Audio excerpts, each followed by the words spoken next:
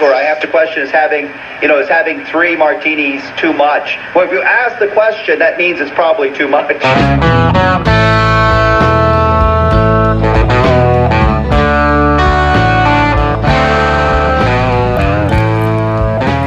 Hello, my friends. It's Yes, I'm Still Sober podcast with John Rabin, episode 15. I hope everybody's doing all right. Oh, yeah, I'm good. I'm doing okay. I have to actually start with, not a day goes by that I do something that I probably shouldn't, because, I'm human. I love to not do something. There's nothing that I love more than to not do something I'm supposed to do. I don't know what it is. It's just, I don't know. I guess it makes me feel like a rebel in my own head, some kind of ridiculous reason. However, sometimes I have to actually apologize for something that I should have done. And it's because I made a big stink about, at the beginning, like the first several podcasts, when I started this thing, about how, hey, if you have any questions or if you want to contact me, stillsoberpod@gmail.com, send me an email. And then what did I do? I didn't check my fucking email for like, it's like 2 weeks, maybe 3 weeks. I just completely spaced, and I'm really, really sorry because I got an email from someone. So, and I just responded today, and I felt like a dick. I just, so I need to kind of address some things that were asked of me, and I'm not going to really read. I didn't ask him if I could read his email, and I don't really want to read the email that was sent to me, because a lot of it's just like, hey, we're the connection that he and I have in our past, because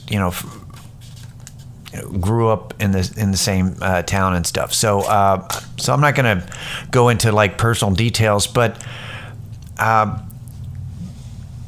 essentially he's asking me because he can relate to some of the things that I've said, because he also went to a rehab that was a 12-step based program, and it didn't fit right. And one of the things that let's see.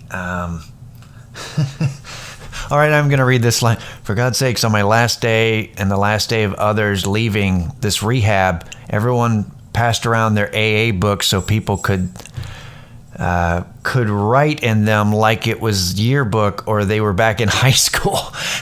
Yeah, I mean, that's kind of ridiculous. I kind of get it, though. I get it, like being in that spot, you want to, it's weird how things are really important to you at the moment, and then later you get back in the real world and you're like, well, that's kind of dumb. It's not like you're going to cherish, oh, look at all these other addicts that signed my AA book.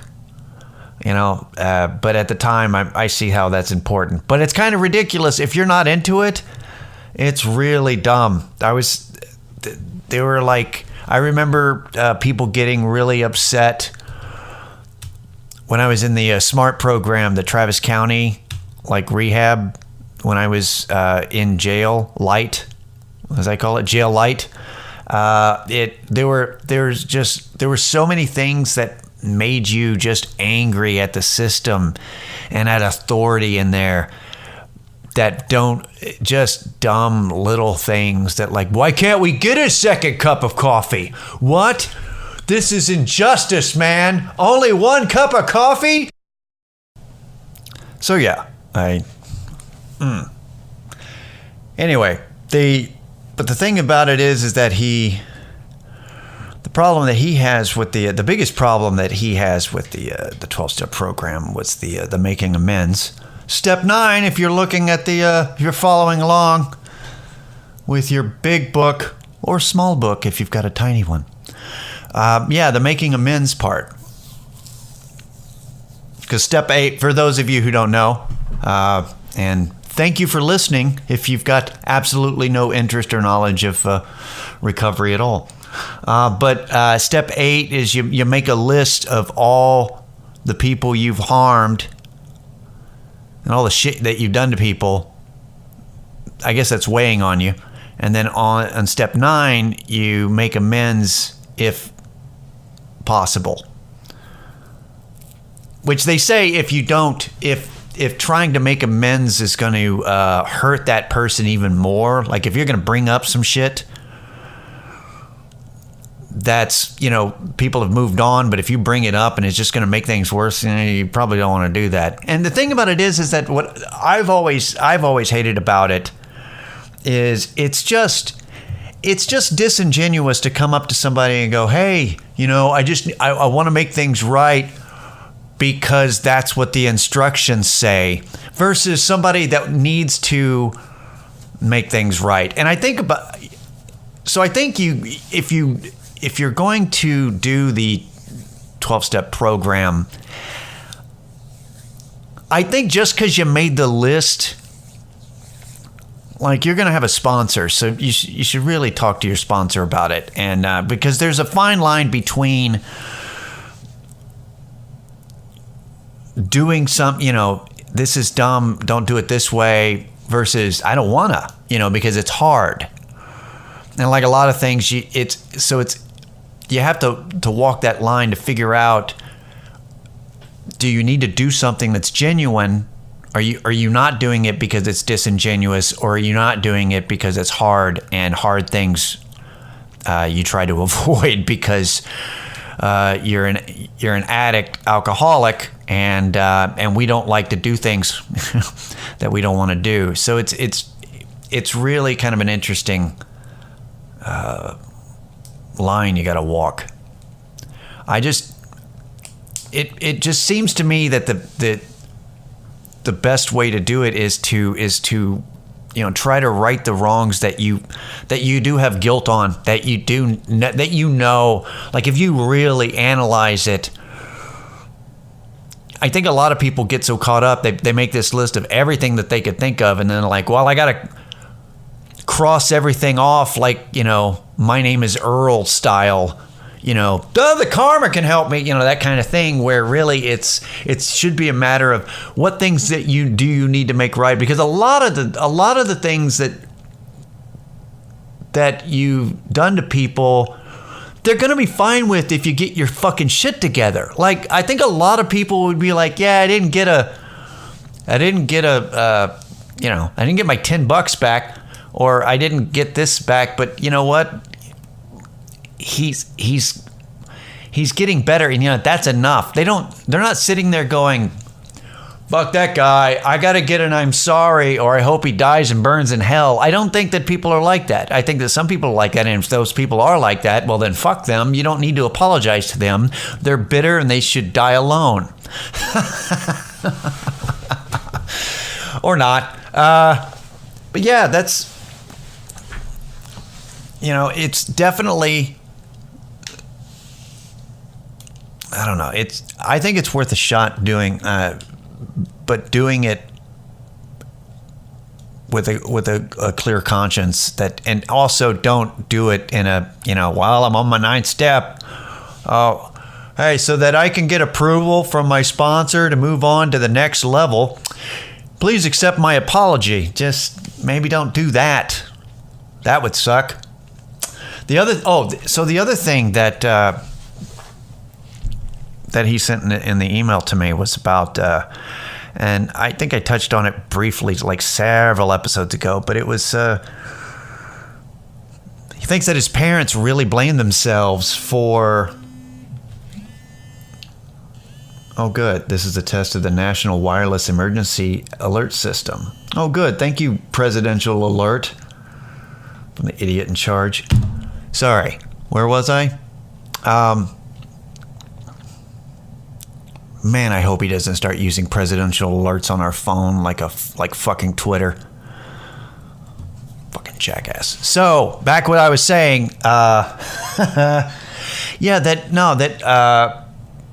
Feels that his parents kind of blamed themselves. Like what he said that he's been asked what does he think that his parents could have done differently, and I think a lot of people, and that's just ignorance, and that's but a little bit of that's selfish, like self-interest coming out. I think that people will ask you, what do you think your parents could have done differently? Because they have a fear like, well, I don't want my kid to grow up like you. And that's kind of a dick move. I mean, they don't really mean that, or do they? But I think they do. I think inside that they're really, their fear, their personal fear is that they want to avoid whatever mistakes your parents did, that you ended up that way. And that is a bunch of horse shit. Because, I mean, I became a junkie and an alcoholic because that's how I'm built, and because I made choices is because I'm selfish, and because I wanted to do stuff. It had nothing to do with how my parents raised me that I can think of, because they did the best that they could, and they did a good job. I grew up in a loving home, very supportive, and I was active all through school. So unless you think that because my parents had me do a bunch of activities and work hard in school and get good grades and do sports and academic stuff and Boy Scouts and all this other stuff that actually set like this foundation and this moral code that I live by now, that I've benefited, that actually helped me come back to it. When I got sober and started working on it, I had this base that I could come back to, that I knew right from wrong, and that it actually benefited me. But if you think that is the reason that I ended up really diving into booze and drugs later, then by all means, why don't you be shitty to your kid while you raise him? Why don't you do not what my parents did? Why don't you ignore your kid, just be selfish, look at your phone all the time, teach them that quitting is okay? Why don't you do that and see if they turn out okay? Maybe that's the thing. Maybe it's all about what you do versus just a genetic build.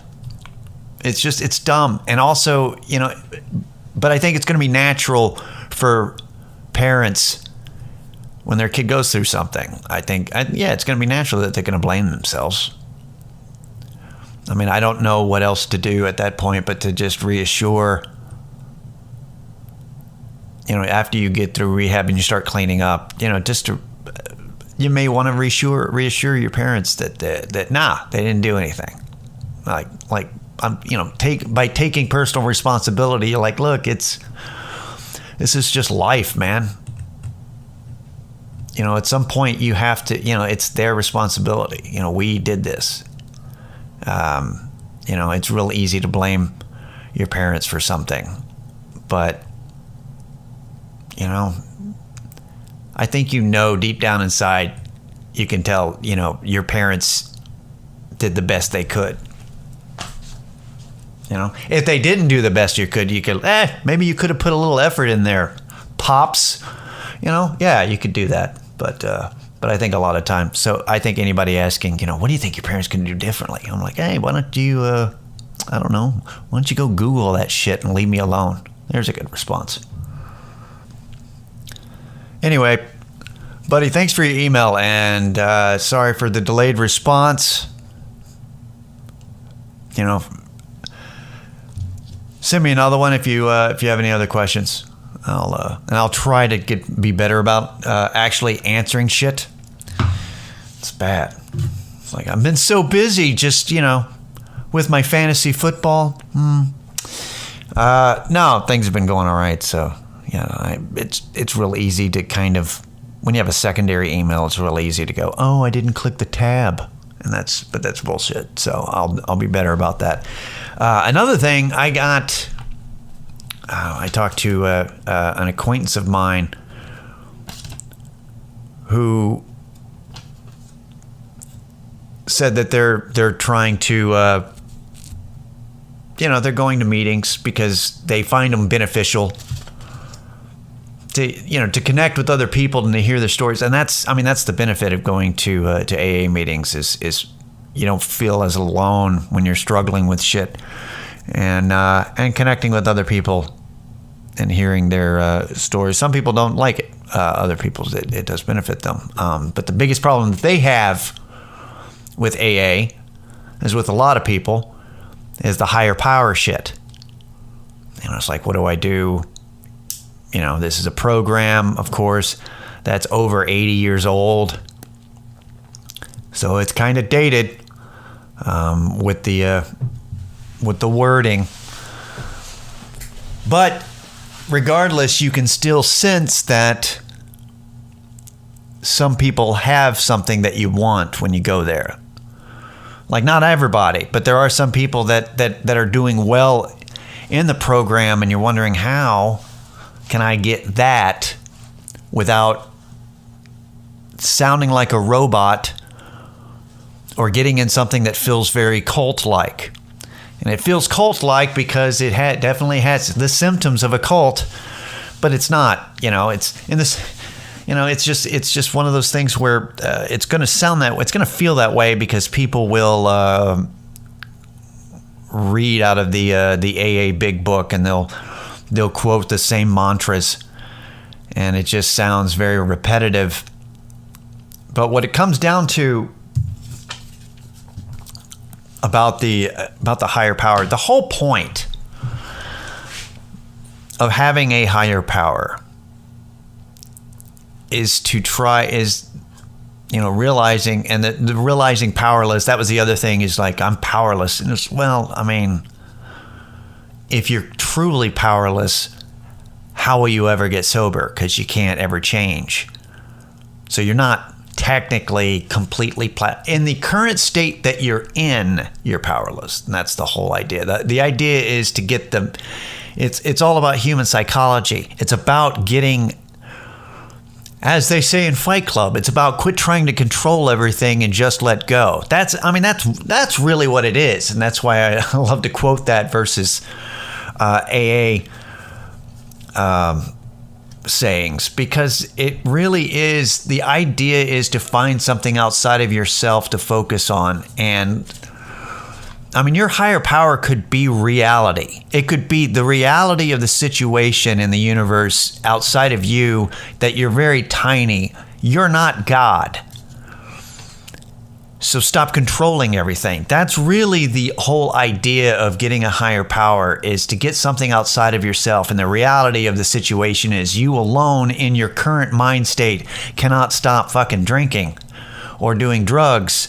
So that you've got to, the initial step before you can start correcting the issue or getting better, is you've got to just step back and go, all right, fucker, you can't control everything. You've just got to, the reality is bigger than me, or the emotional connection you have with people that are trying to help, that's bigger than you. Is that the love and emotion, the connection is bigger. You got to get something that's, if you can buy into the program and get over that, because I've had people that do it. They just, that's a big obstacle. But really, like, my biggest obstacle for a long time was nitpicky. It was like the idea that they called it a disease when it was more like a mental disorder kind of a deal. So like calling addiction a disease was irritated the shit out of me. But I was being nitpicky, because whatever you're going to call what I have doesn't matter. It's still going to kill me if I don't fucking do something. So that was it. So So it's weird that it's you've got to find a way to quit being so specific about something, about like having something keep you from getting the treatment and listening to what you need to hear to start working on yourself. You've got to figure out a way to get over that. If you're gonna, if you like 12-step programs, but that one thing is bothering you, you got to figure out how to get around that. And the way you get around the whole God thing is you realize that this is a dated program, but that the psychology, because I mean, there were psychologists that that were involved in putting this together. So they were on the right track about something, about, this kind of thing, about getting out, about letting go of trying, your control issues and putting yourself in and what you want to do, and your desire over everything else. You got to let that shit go.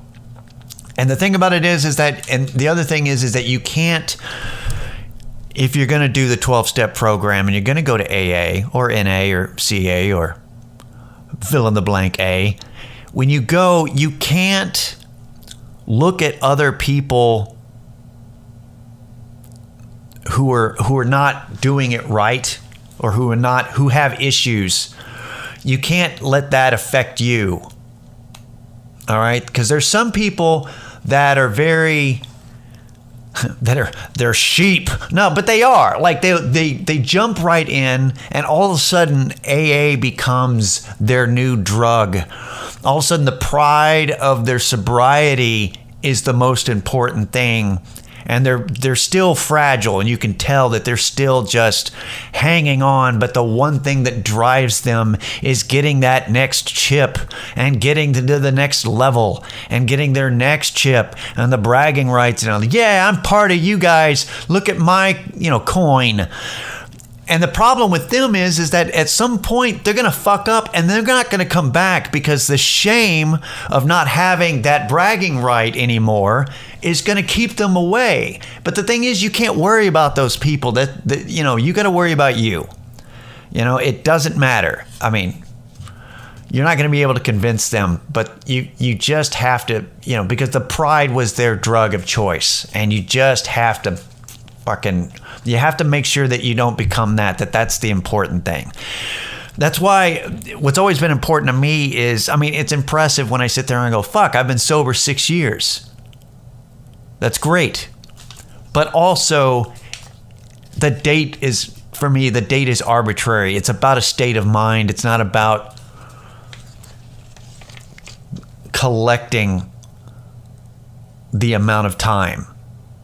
That's not important to me. It's time is a flat circle, man. Like it's an arbitrary. It's got to be a state of mind. That's kind of what I wanted to do, and that's what really helped with me is that just changing.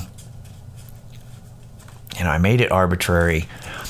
Well, and the psychological aspect of it for me was really about rebelling. As long as I could become sober and work on my own recovery and rebel against this rigid text of the big book or whatever, that kind of the rebel in me liked that I had to work on myself, but I wasn't, I wasn't doing that. That actually kind of motivated me more. And I don't know how healthy that is, but that I was rebelling against the 12-step program, that, kind of I did it without that. I did it on my own. Well, I really didn't do it on my own. I did it because I had to. And because I was put in a position to where I had to focus on me. And, I had counselors and had to take, therapy, group therapy and individual therapy sessions.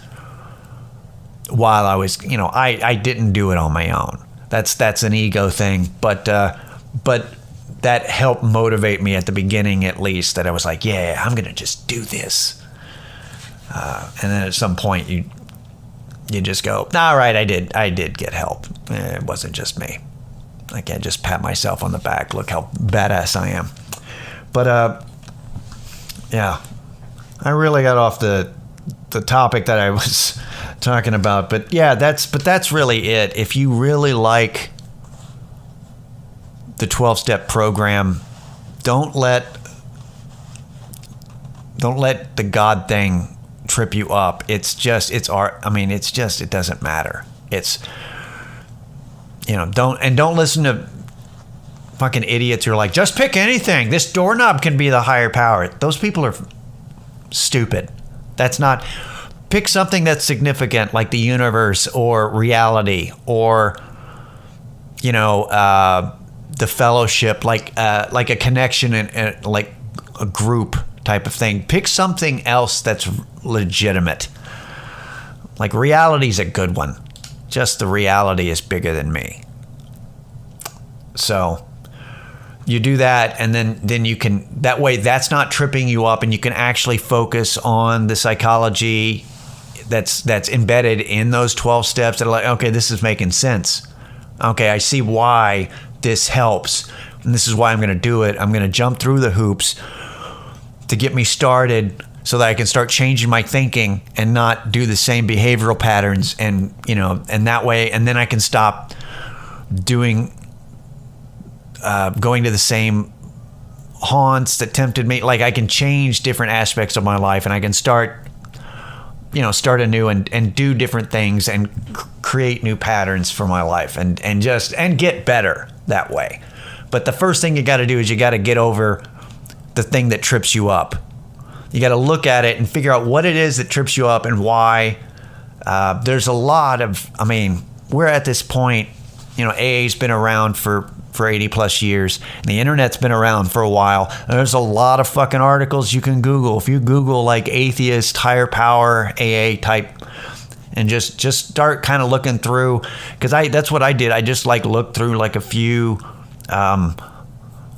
columns, blogs that people have written, and out of like 6 or 7 of them, I found 3 of them that were really, I was like, that's a good fucking point. The other 3 were just ridiculous people. That sounds about right. You're gonna come across and go, well, that person doesn't know what they're talking about. Oh, that person's a bad atheist, a very judgy atheist, and then that's a reasonable atheist. You just need to look, and that's the best thing that's the thing that I can recommend that you do. So, well, good talk, everyone. I'm kind of glad. I'm really glad that I didn't have really any personal shit I was going to ramble about, or meaningless gripes about scooters or anything else that's, little petty things that are going on. I'm glad I could actually talk about recovery related shit today. It was I don't know, just the acquaintance of mine that kind of brought up that this could actually benefit people outside of me, even though I think this benefits me more than anybody else. But it's nice to be reminded that this, especially with being contacted by email and stuff, that people do like this and that they get something out of it. Because it's really easy to just kind of sit there and go, well, everybody's got a goddamn podcast. Everybody's doing something who wants to be the center of attention. It's like, oh, it's the Me Show. Check out the Me Show on YouTube. The Me Show on Twitter. Validate me. Like and subscribe. It's very easy to just go that there's, everybody wants to be famous and everybody wants to be, I don't know. It's just, it's very easy to get caught up in that and realize, well, this doesn't fucking matter. So why am I doing it? Not that I've been thinking about that. I just, about this, because I'm going to do this regardless. Once people get tired of podcasts and like, I'm sick of it, I'm going to still be doing this, going, hey, welcome to the John Raven half hour every week. I've wanted to do this since I was a kid, be a DJ. All right. So I'm glad that you're here, and I'm glad that you're still listening, some of you. If you don't care about the recovery shit, don't worry. I'll probably ramble about something unrelated next week, just life in general. But I'm glad that you guys are enjoying it. I'm glad that I'm getting people that listen every week, and I like that you spend a half an hour with me. That it's good for me as well. I hope you enjoy it. I'll see you guys next week. This has been Yes, I'm Still Sober, and I'm John Raven. Bye, guys. Red wine, a little smoke, and a whole lot of loving. That's all I need. Make it through the